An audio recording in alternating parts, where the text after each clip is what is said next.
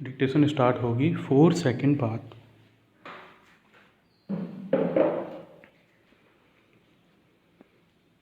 Start. लगभग 2 महीनों के बाद तीसरी मंजिल के फ्लैट से उतरकर सुबह बाहर टहल रहा था।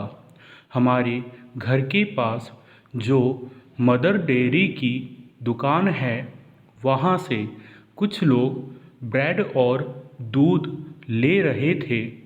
उसके पास सड़क पर 2 बच्चे चौराई, पालक, नेनुआ, लौकी, करेला, परवल, धनिया मिर्च का ठेला लगाए हुए था। एक बच्चा खरबूजा, तरबूज बेच रहा था।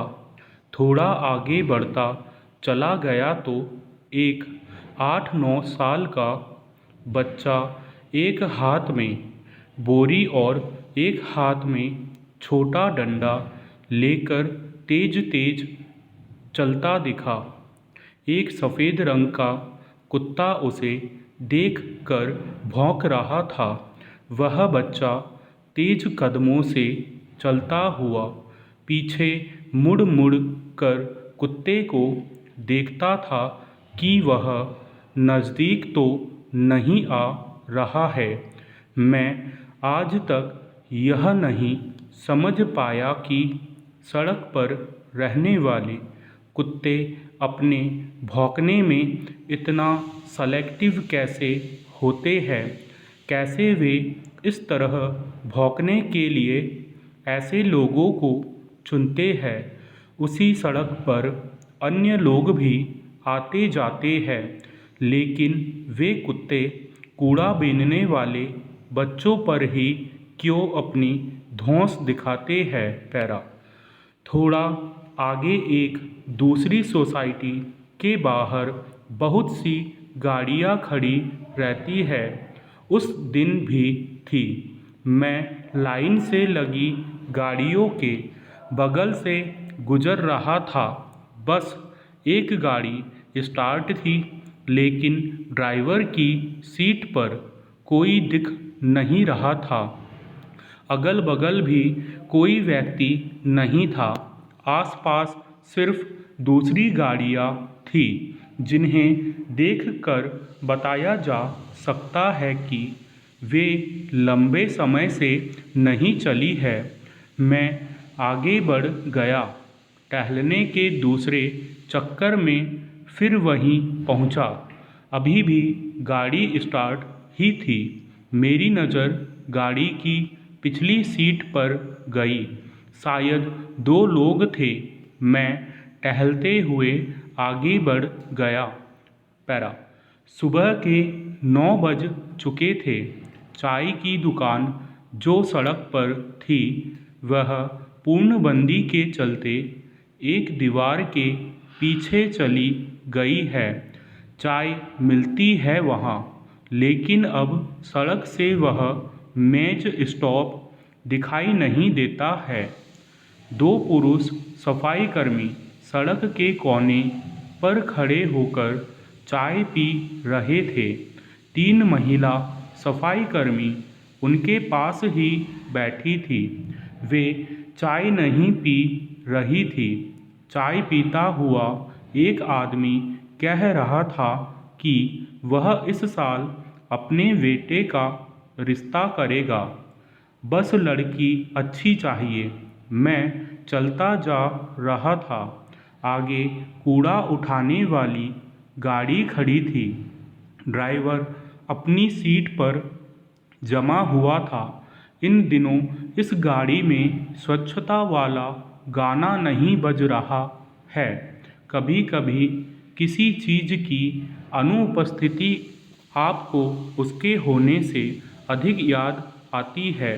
इस गाड़ी के साथ वाले आदमी ने कूड़े में से एक लिफाफा उठाया। लिफाफा बंद था और किसी कुरियर कंपनी का स्टिकर था उस पर। मैं 2 कदम आगे बढ़ चुका था। हमारे पीछे जो भाई साहब टहलते हुए आ रहे थे उनसे वह लिफाफे का पता पड़वाता है। पैरा। सबको पता है कि आलस एक बुरी आदत होती है, लेकिन आलस करना सबको अच्छा लगता है। एक दोस्त की बात याद आ जाती है कि देर तक मास्क भी नहीं लगाना चाहिए। वैसे महामारी के बाद का एक रक्षा कवच भी है मेरे पास, जिसमें 2-3 महीने तक कोई मेहनत वाले काम के लिए जोर नहीं देगा। जब सब काम आराम आराम से यानी धीरे धीरे करना है, तो मुझे लगता है कि बस अब आज अधिक नहीं टहलना चाहिए। पैरा। मैं वापस लौटा। कार की सफाई करने वालों को अभी सोसाइटी यानी रिहायशी इमारत के परिसर में जाने की इजाज़त नहीं है। सुबह वे मुख्य दरवाजे के बाहर अपनी बाल्टी और कपड़ा लेकर बैठे थे। जिन लोगों ने अपनी गाड़ी बाहर लगा दी थी, उन्हें वे साफ कर रहे थे। घरों में सहायिका का काम करने वाले किसी पुरुष या महिलाओं को भी भीतर जाने की इजाज़त नहीं है। डर कितने लोगों को किससे कितना दूर कर देता है, क्या कुछ छीन लेता है। सोसाइटी के गेट पर गार्ड है, लेकिन उनकी उपस्थिति को फिर से नकारते हुए मैं सीधे देखता हुआ चला जा रहा था। पैरा। सोसाइटी में कुछ महीनों पहले एक छोटा जिम बना था। अब उस पर धूल बैठ चुकी है। बच्चों के पार्क वाले झूले अनाथ बच्चों की तरह निरीह खड़े हैं। खिलती और खिलखिलाती जगह शांत और सूनी पड़ी है। सोचता हूँ कि सब चुप है, लेकिन सब जगह इंतज़ार हो रहा होगा, सब ठीक हो और सब एक दूसरे से मिले। जिम पर जमी धूल साफ हो, झूले फिर से बाहर की तरह झूम उठे। पैरा। सीढ़ी के नीचे कई बच्चों की साइकिल खड़ी थी। वे महंगी साइकिलें थीं, लेकिन आजकल उनकी सवारी कोई नहीं करता है, इसलिए वे लंबे समय से एक जगह पर खड़ी है। उन पर काफ़ी धूल जम गई है।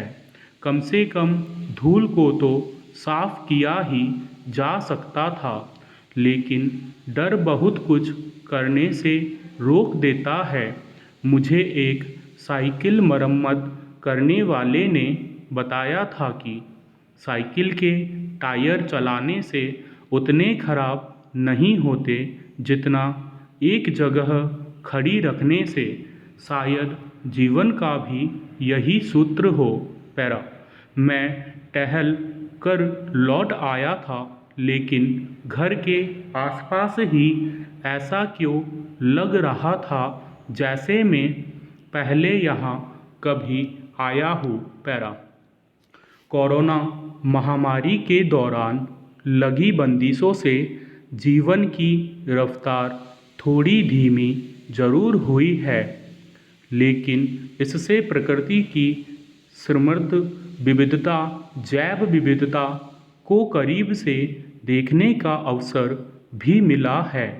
कितने ही ऐसे पक्षी जो प्रदूषण और शोर शराबे में ओझल हो गए थे, सालों बाद उनकी आवाज़ को लोग अपने घरों में सुनने लगे। अनेक जगहों से जानवरों के उन्मुक्त विचरण की खबरें आई। निर्मल गंगा से लेकर झाग से भरी काली यमुना का पानी नीला दिखने लगा था। इस तरह की अनेक सकारात्मक घटनाएं हमें इस महामारी के दौरान देखने को मिली है। पर्यावरण के प्रति लोगों में जागरूकता फैलाने और पर्यावरण को सुरक्षित रखने के उद्देश्य से हर साल 5 जून को विश्व पर्यावरण दिवस मनाया जाता है। इस दिन लोगों को जागरूक करने के लिए कई तरह के कार्यक्रम आयोजित किए जाते हैं। इन कार्यक्रमों के जरिए लोगों को पेड़ पौधे लगाने, पेड़ों को संरक्षित करने, हरे पेड़ न काटने, नदियों को साफ रखने और प्रकृति से खिलवाड़ न करने जैसी चीज़ों के लिए जागरूक किया जाता है। वैसे तो विश्व पर्यावरण दिवस वर्ष 1972 में संयुक्त राष्ट्र द्वारा मनाया गया था, लेकिन विश्व स्तर पर इसके मनाने की शुरुआत 5 जून 1974 को स्वीडन की राजधानी स्टॉकहोम में हुई थी, जहां इस दिन पर्यावरण सम्मेलन का आयोजन किया गया था और इसमें 119 देशों ने भाग लिया था। इस सम्मेलन में संयुक्त राष्ट्र पर्यावरण कार्यक्रम का गठन किया गया था। हर वर्ष विश्व पर्यावरण दिवस के लिए एक नारा निर्धारित किया जाता है। इस बार इस दिन को मनाने के लिए वर्ष 2021 के लिए पारिस्थितिकी तंत्र बहाली निर्धारित किया गया है।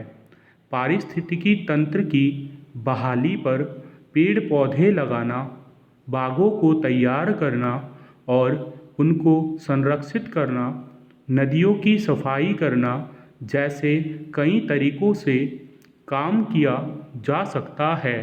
वर्तमान समय में पर्यावरण संरक्षण प्रमुख वैश्विक समस्याओं में से एक है। जलवायु परिवर्तन, भूक्षरण और पानी के लगातार दोहन की वजह से पूरे विश्व का एक बड़ा हिस्सा आज सूखे से जूझ रहा है। स्टॉप।